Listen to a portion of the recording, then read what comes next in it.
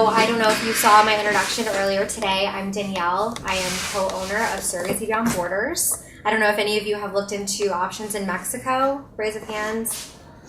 Yeah. Looked into it a little bit? Okay.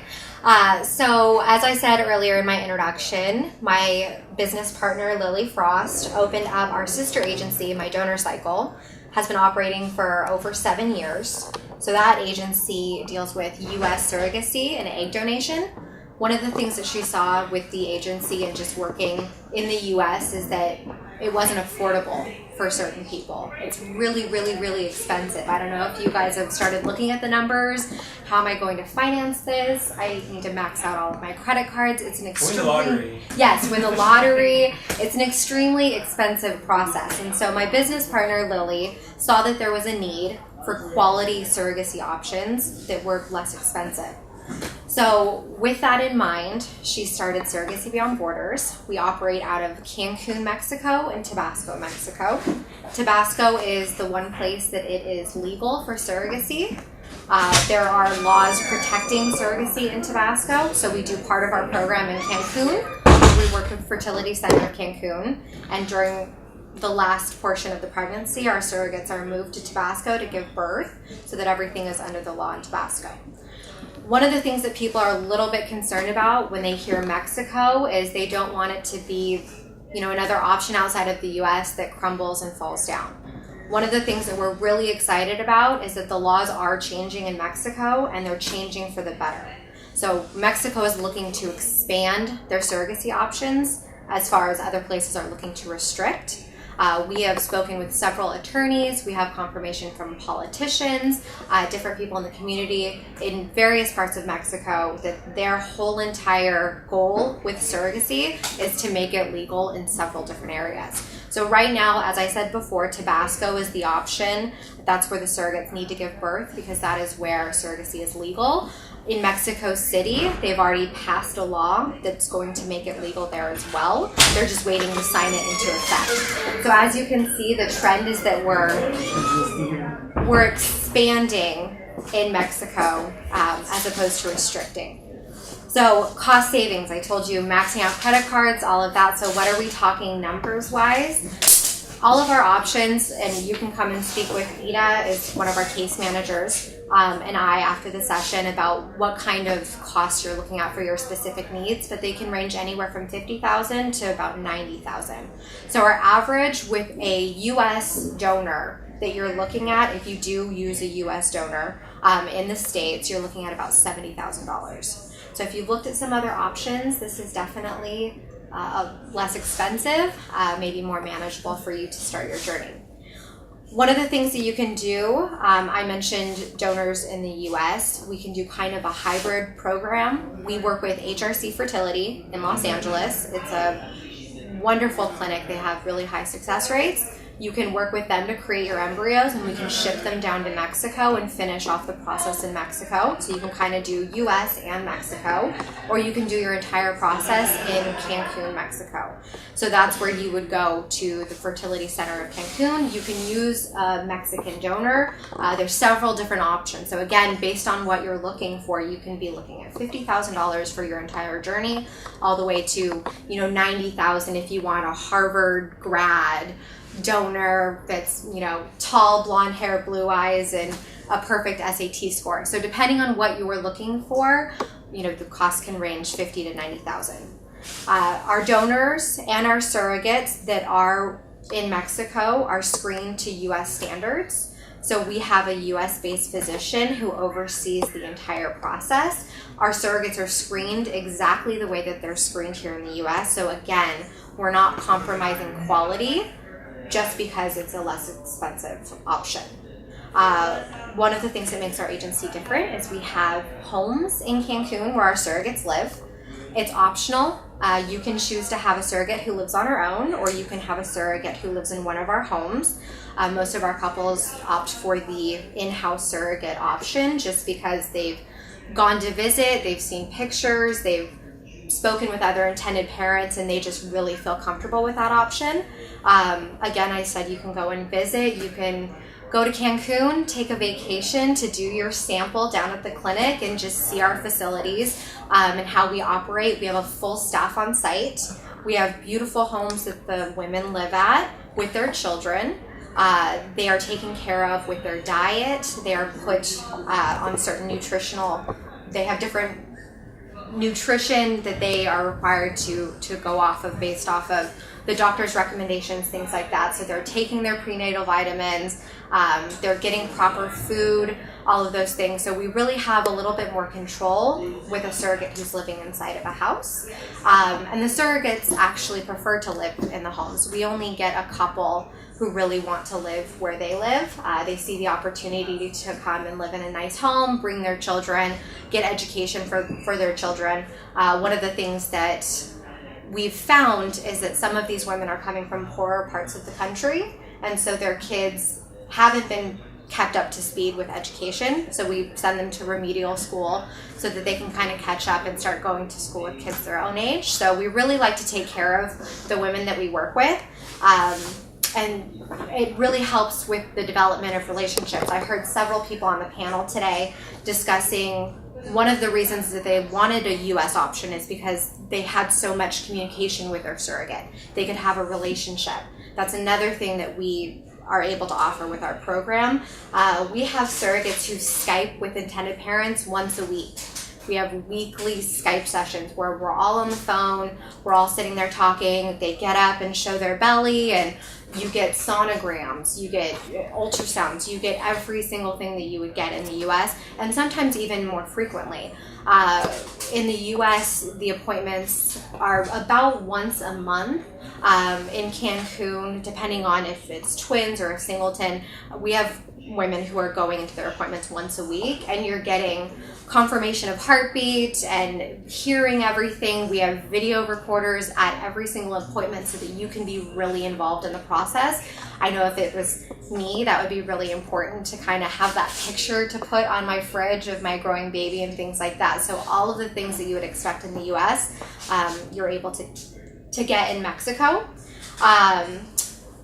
The legal portion of Mexico, some people are very interested in this particularly. We can set up a Skype call with our attorney. We work with one of the best attorneys in Mexico. His name is Leon. He's wonderful at what he does. He can get you in and out of Mexico fairly quickly. So what we're looking at right now is about a 3-week turnaround from the time your baby's born to when you're actually leaving the country.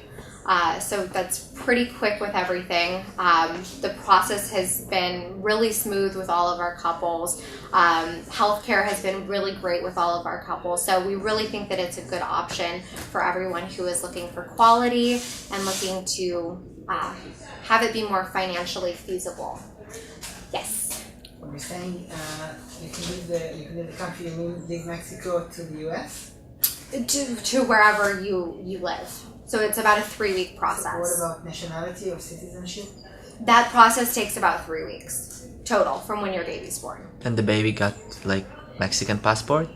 The baby does not get Mexican. The baby gets the passport of whoever the genetic link is. Right. So if the genetic link is a U.S. citizen, then the baby is issued a U.S. passport. Right. Okay. Did you do this process with Israeli intended parents? We are currently in the process with one. Yes. And so we're looking at the same turnaround time of 3 weeks. Because Israeli law is slightly more complicated in order to go from the... Mm-hmm. And our attorney in Mexico, he's worked with several Israeli couples. So he's worked with couples from all over the world. And so he is the one who can sit on a Skype call with you and explain the detailed process of exactly what you'll need and exactly how that will unfold. But he's worked with several couples and gotten them home without any hiccups. What is the legal process there? Does it go through court? Or is it just a registry in the Ministry of Interior? Does it go through court? Yeah. Our attorney handles anything that happens with the court prior to the birth so that you're not waiting afterward. So they can go ahead and do the citizenship and the parentage and all of that before the baby's even born. Was that for the Israeli purposes? Yes. you should either have a post-birth, a process that was handled postpartum, where the surrogate waived her parental rights in front of the judge. Yes. Or if it's done pre-birth, then the surrogate has to fly to an Israeli consulate to sign a waiver. Okay, so the waiver has to be done after birth, either with a judge or at the consulate. Okay, and going to the consulate to start an Israeli naturalization process, you have to have a birth certificate on which the intended parents are already registered. So within these 3 weeks of the Mexican process, Yes. do you maybe know how long does it take to get a Mexican birth certificate with intended parents registered? Is it by the end of the 3 weeks, or The birth certificate is issued 2 days after the baby's born. So any process that would have to happen with the court, that would all happen, the setting up the court hearing and all of that would happen while the surrogate was pregnant, so that could happen immediately following birth. So everything is done prior to that, so you're not sitting around waiting for a court so date. if the birth certificates can be done within a couple of days after birth, what takes the 3 weeks? Because, well, first of all, so the babies are born in Tabasco right now, and that might be changing with Mexico City revising its laws. The baby's born in Tabasco, and the embassies are in Mexico City. So you have to wait 7 to 10 days before the baby is able to actually get on a plane.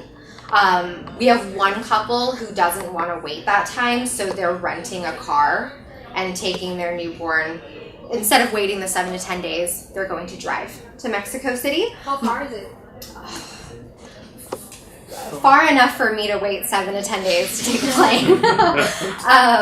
It's quite a trip. I can get the exact mileage Is it like for you. 500 miles or 300 or 1,000 or just an I estimate? couldn't even Just guess. It's about 30 60 hours drive, I would say. 30 hours. From where? That sounds about right. From Cancun to 30 Mexico hours. City. Ah, and right. they're doing this with a week-old baby. With a yes, because With a they want 3 days to only. cut down. That's their plan at least. I don't think they're actually 30 going hours to do that. drive. Yes. So most of our couples obviously opt for the option to I hope fly. they have a bassinet. Well, you know, they're saying that they're going to do it, but who knows how that'll actually play out. When they're sleep deprived and the baby's crying, they may say forget it. But so to answer the question fully, there's the 7 to 10 day waiting period because you don't want to get playing with a newborn baby before that 10-day window. Once you go to the embassy, you're looking at about a 10 to 14 day process to get the passport issued. So that's where the 3-week. When does the surrogate move from Cancun to Tabasco? At about month 5. Unless the doctor in Cancun advises for her to be sent early for whatever reason. If it's twins, she needs to be on bed rest, things like that. We always err on the side of caution, just because that is the way that the law works. Is you don't want to have something happen in Cancun. Tabasco is where it's legal, so we get our women there as soon as we need. Beforehand, we're very conservative with time frame, so we typically do about 5 months. What can you tell us about the Mexican healthcare for the babies, for the surrogate mother? We have our surrogates are actually insured, so they're Insured by private insurance? it is through a private insurance policy. It's to cover the surrogate, and the reason that we have this surrogate insurance is if you have someone carrying your baby and she breaks her leg, you want her to have access to health care. I mean, obviously you would want to have that be taken care of, and so having her insured is something that we do. You're looking at about $800 for an annual policy. That's about the range that we see. And so that covers the actual surrogate. And then we're also looking into options to cover newborn babies. That's not solidified just yet. We're in the process of working out some policy information with different companies.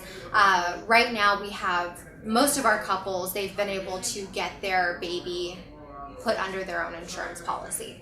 So it would depend on what kind of policy you have. Most of our couples, their babies are able to be covered as soon as they're born. So Israelis do not have such insurance. no. So it's only after they're done with hospitalization after birth. Mhm. So Okay. from that point on, can have insurance, but if they are prematurely born and have to be hospitalized, all of that cannot be covered by any Israeli insurance. So I think that was the main question. Okay, perfect. Yeah, so you would need, right now we're in the process of getting options set up for newborn coverage because there are certain cases where even in the US, certain policies are not covering newborns, so we are looking into options for that. So I can get back to you on some of that. As far as the costs go, Mexico is drastically cheaper than other options. So even if you are paying out of pocket, you're looking at a tenth of the cost. So it really depends on what you're kind of looking for. You would want to look into the newborn policy. So I can get you more information on that. Any other One more question Yes. about the IVF process. You said that some couples use HRC Yes. and then ship the embryos to Cancun, Yes. and that makes the process cheaper.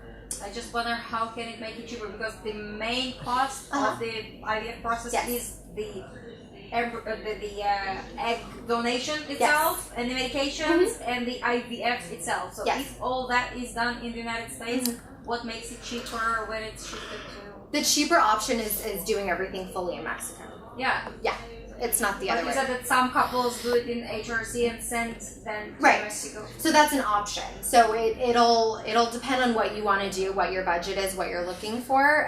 If working with a doctor in the United States to create your embryos is important to you, then we can do it that way. That will be the more expensive option, though. Obviously, you're working in the U.S., so that is the more expensive route. You can also do your entire process in Cancun. So you can do your... Okay, thanks. If any of you want to speak with me after, we can go ahead and have a meeting. I'm going to be here all day tomorrow, and then we do not leave until Monday. So if you want to grab coffee or have any sort of a meeting, please let us know. Okay.